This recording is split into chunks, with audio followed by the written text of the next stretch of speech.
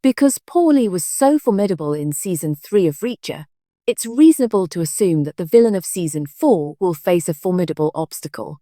It will be some time before the fourth season of Reacher airs on television because the producers of the series on Amazon Prime Video are currently hard at work on the Neagley spin-off. This is why we still don't know much about who was cast for Season 4 or which books were considered for adaptation. It could be premature to make predictions about the next season, as the showrunners have not announced which Lee Child book it will adapt.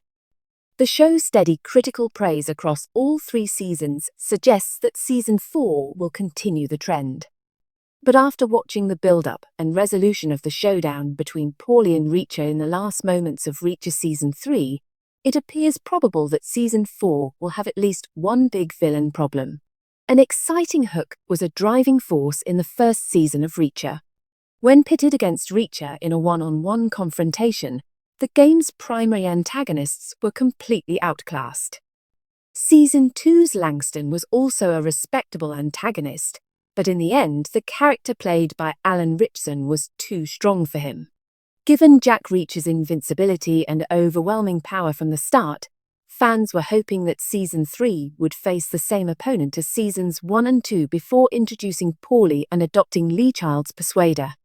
Paulie was not the primary antagonist of Reacher's third season, but he was the protagonist's most formidable foe. He proved in an early episode that he could defeat the apparently unbeatable hero Reacher with a single slap to the face.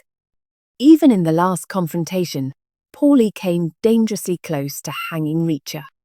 The Season 3 secondary villain from Reacher might have won the final fight if the main villain hadn't utilized his wits to stay one step ahead of Paulie. Paulie is the most compelling antagonist in the series thus far since he almost defeats Jack Reacher. Another massive nemesis, similar to Paulie, may have been a staple of Reacher Season 4, following in the footsteps of Season 3.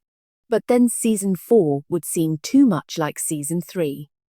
Also, the Amazon Prime Video detective series can't just up and ditch the Lee Child books in Season 4 and bring in a new villain, because it faithfully adapts one book per season.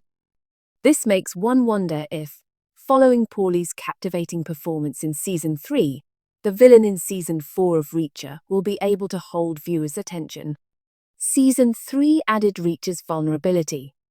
If he can easily return to destroying villains in Season 4, it will undermine that. Reacher has mostly avoided confrontations since the first season by simply outmuscled his opponents, making most of his battles one-sided. But Reacher had every reason to believe that Paulie would be impossible to defeat.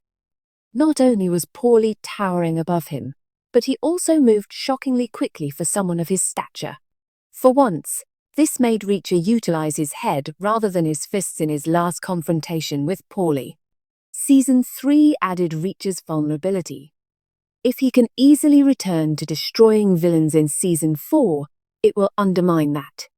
Although Lee Child's Jack Reacher novels don't have many huge adversaries like Paulie, other novels in the original series had antagonists who were both well-written and intimidating.